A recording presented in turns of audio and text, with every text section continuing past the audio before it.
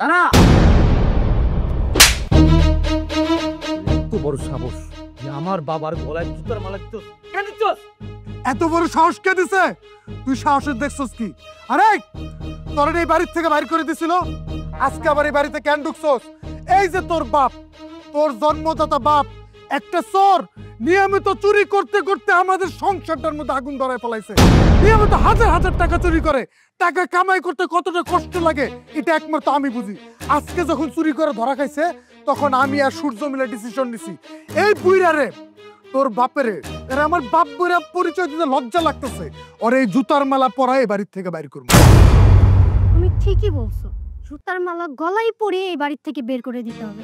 প্রত্যেকদিন এই লোকটা প্রত্যেকদিন টাকা চুরি করে, আর আজকে যখন ধরা খাইছে তখন তোমরা ঠিক করছো, জুতার মালা গলায় পরিয়ে এই বাড়ি থেকে লাঠি দিয়ে বের করে দেওয়া উচিত ছিল। উনি যদি আমার শ্বশুর না হতো তাহলে তো আমি লাঠি দিয়ে এই বাড়ি থেকে বের করে দিতাম। এই আপনার কি লজ্জা করে না? একটুও লজ্জাবোধ নাই? আপনি যে বাড়িতে টাকা চুরি করেন, ওনারে যখন লাঠি দিয়ে বাড়ি থেকে বের করে দেওয়া হবে তখন এলাকার লোক দেখবে জুতার মালা গলায় পরে ঘুরতেছে, তখনই লজ্জাবোধটা কাজ করবে, তার আগে না। আমি তো রীতিমতো অবাক হচ্ছি, এ নাকি আমাদের বাবা। বাবা যদি হয়ে থাকে সন্তানের সংসার থেকে কি করে চুরি করে? ছি ছি ছি, আমার লজ্জা লাগছে। আমরা দিনরাত পরিশ্রম করি, মাথার ঘাম পায়ে ফেলি, তারপরেও সংসারে আয়োন্নতি করতে পারি না। কিভাবে করতে পারবো? এই মুরব্বি প্রতিনিয়ত আমাদের সংসার থেকে টাকা চুরি করেই যাচ্ছে। ছি ছি, ওনাকে বাবা বলতে লজ্জা লাগতেছে আমার। তাই না? কিন্তু তোমাকে তো এখন আমার হাজবেন্ড বলতে লজ্জা লাগছে। তুমি তোমার জন্মদাতা পিতাকে বলছো যে তাকে তোমার বাবা বলতে লজ্জা লাগছে। এই সুজয়, কিভাবে তুমি তোমার বাবাকে এই কথাগুলো বলছো বলো তো? ও আচ্ছা, এখন তোমরা দুই ভাই টাকা ইনকাম করছো, নিজেদের সংসারে কিভাবে আয় উন্নতি করবে সেই চিন্তা করছো, আর সেখান থেকে যদি তোমার বাবা 2-4 টাকা চুরি করে ফেলে তাতে করে তোমাদের আয় উন্নতি কমে যাচ্ছে, কোনো উন্নতিই হচ্ছে না। আচ্ছা সূর্য, আমাকে একটা কথা বলো তো, তোমরা এত বড় বড় দুইটা ছেলে থাকতে তোমরা যদি তোমার বাবাকে ঠিকঠাক মতো ভরণ পোষণ করতে, জামা কাপড় দিতে, ঠিকঠাক মতো খেতে দিতে, বা প্রতি সপ্তাহে সপ্তাহে তার হাতে কিছু টাকা দিতে, তাহলে আমার মনে হয় না যে এই লোকটা তোমাদের কাছ থেকে টাকা চুরি করতো বা তোমাদের পকেট থেকে 2-4 টাকা চুরি করতো। কেন চুরি করে বলো তো?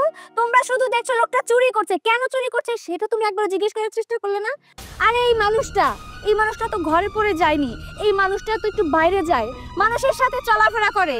একটা মানুষ যদি দুইটা মানুষের সাথে বাইরে গিয়ে চলাফেরা করে না, তখন সেই মানুষটার না অবশ্যই পকেট মানির দরকার আছে। এই মানুষটা যদি বাইরে গিয়ে সবার কাছ থেকে হাত পেতে টাকা চায়, এতে করে মান সম্মান তোমাদের যাবে, এই লোকটার কিন্তু যাবে না। তোমরা একটা বাড়ির জন্য চিন্তা করো না।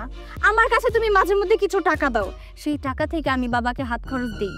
মানুষটার বয়স হয়েছে, তার তো সবার সাথে একটু চলতে ফিরতে হয়। তোমরা দুইটা ছেলে আছো, তোমরা নিজেরাও তো বাবাকে ঠিকঠাক মতো সময় দাও না।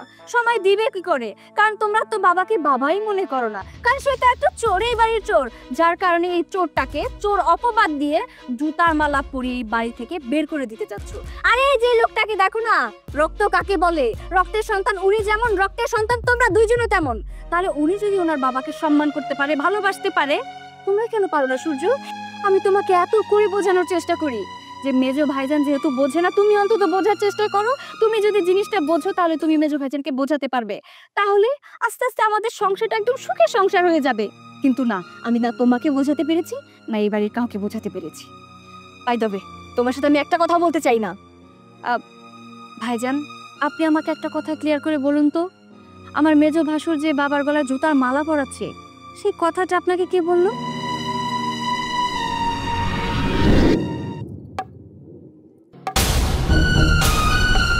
বড় ভাইজান, আপনি এনে কুড়া কাটতেছেন, ওদিক দিয়ে আপনার বাপের গলায় জুতার মালা দিতেছে।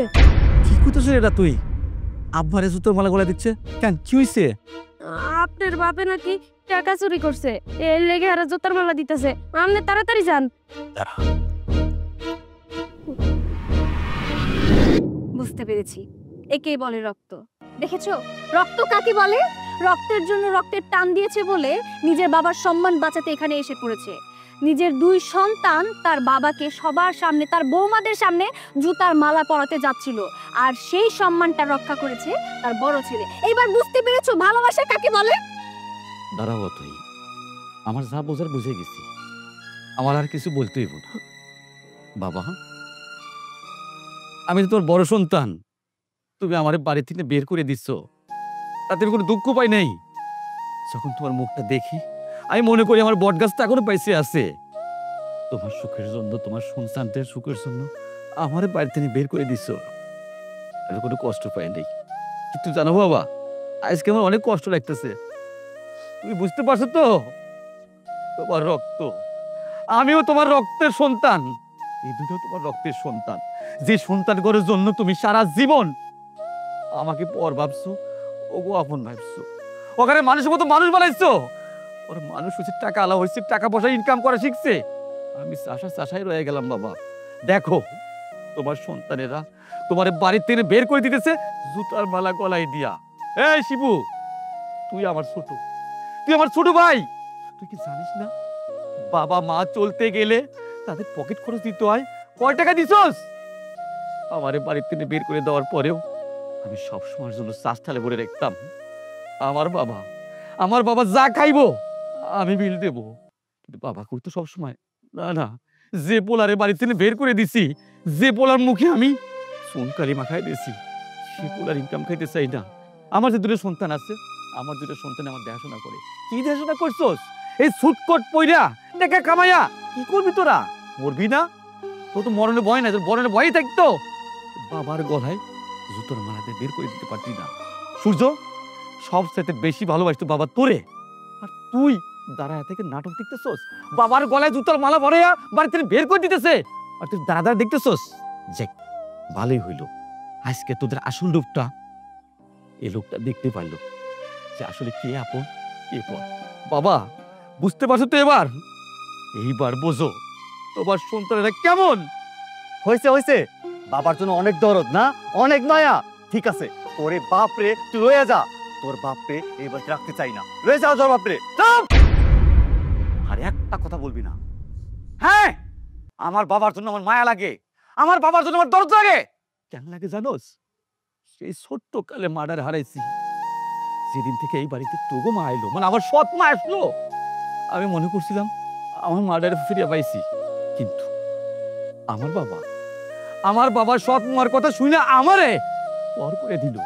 তোরাই দুনিয়াতে আসলি, তোকে আপন করে নিল, তোকে মতো আপনজনের রূপ আমিও দেখলাম, আজকে আমার বাবাও দেখলো। আমার বাবার কোথাও যেতে হইব না, আমার বাবারে আমি আমার বাড়িতে নিয়ে যাব। বাবা চলো। না বাপ, আমি সত্য কথাটা বইলা যাই। আমি এই বাড়িতে চুরি করছি, তবে আমি বেশি টাকা কোনো দিন চুরি করি নাই।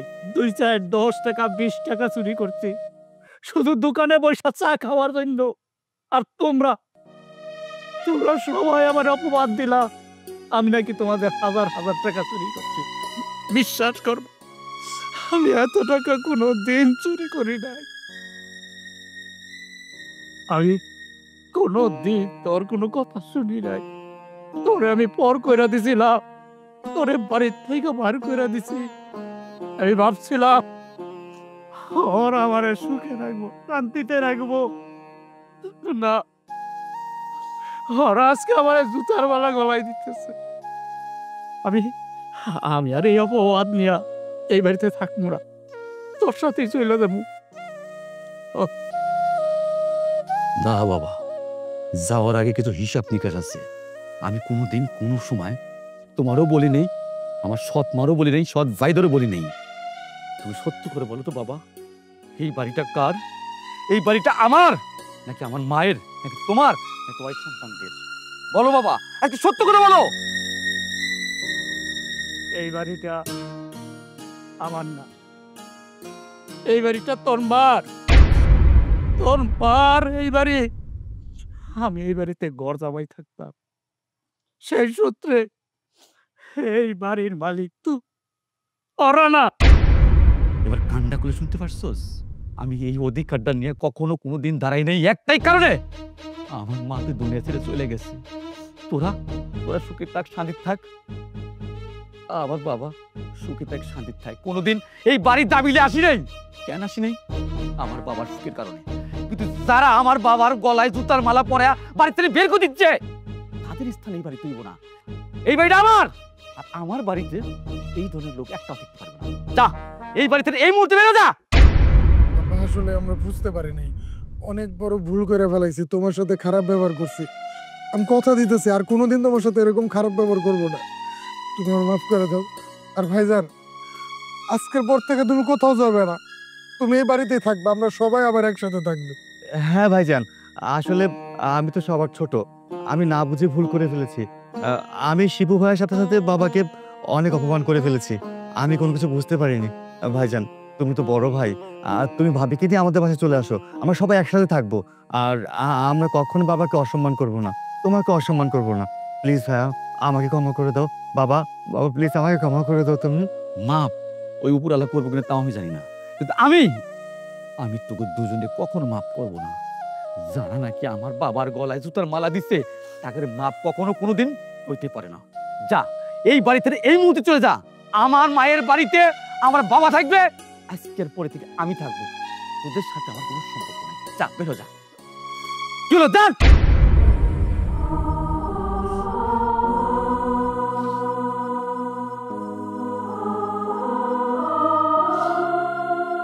বাবা,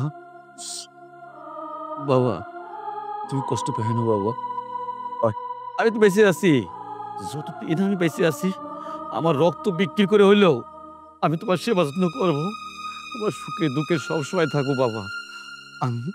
আমি তোমার সন্তান, কতদিন ধরে তোমাকে আমি জোড়ায় ধরে আদর করতে পারি নাই বাবা, আমার একটু পুকিনে আদর করো না বাবা। বাবা